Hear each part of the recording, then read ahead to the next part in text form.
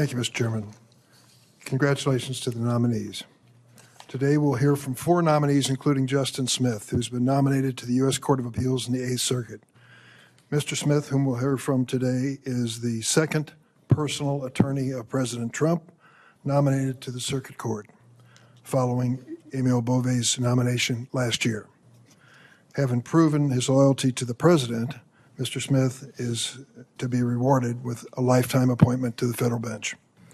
In fact, Mr. Smith is so loyal to the President, he continues to represent him in 2 pending cases before the courts. Mr. Smith represents President Trump in 2 lawsuits filed by Jean Carroll.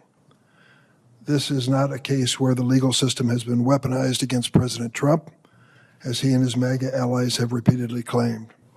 Rather, Ms. Carroll is one of dozens of women who bravely come forward to credibly accuse the president of sexual assault.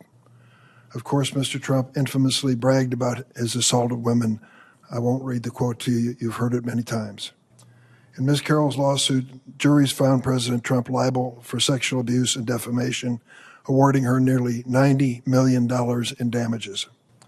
While all litigants deserve a zealous advocate, Mr. Smith has gone further than most expected when he, in a court filing, when he baselessly dismissed Ms. Carroll's allegations as, quote, facially implausible and, quote, politically motivated. He even submitted information to the U.S. Supreme Court claiming her allegations are, quote, a story that precisely matches the plot line from an episode of one of her admittedly favorite TV shows, Law & Order. It is worth noting there is a Supreme Court rule requiring attorneys to present accurate information. I'd like to address the issue which the chairman has raised as to whether or not the nominees for lifetime appointments to the federal bench should be asked an unfair question like, who won the 2020 election? Is that an unfair question? I think it's an obvious question. What would be the answer for the 2024 election? What we've seen is evasion. They try to explain how the Electoral College works. The popular vote was won not by Donald Trump, but by Joe Biden in that election, 2020. That's a fact.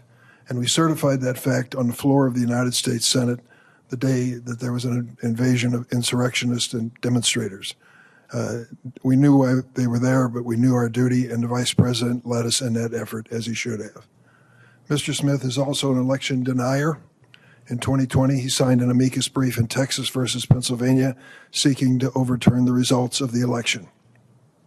President Trump continues to deny that he lost the 2020 election, and he has bragged about interfering in this year's midterm elections.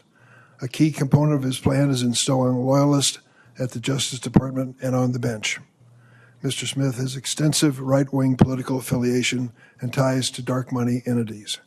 One example, in 2023, Mr. Smith served as the treasurer for the Missouri chapter of the Club for Growth, a conservative super PAC. What a coincidence it is then that the organization spent thousands of dollars on consulting provided by Provenco LLC, an entity that Mr. Smith owned. This apparent self-dealing raises serious ethical questions, not the first in this administration. I yield.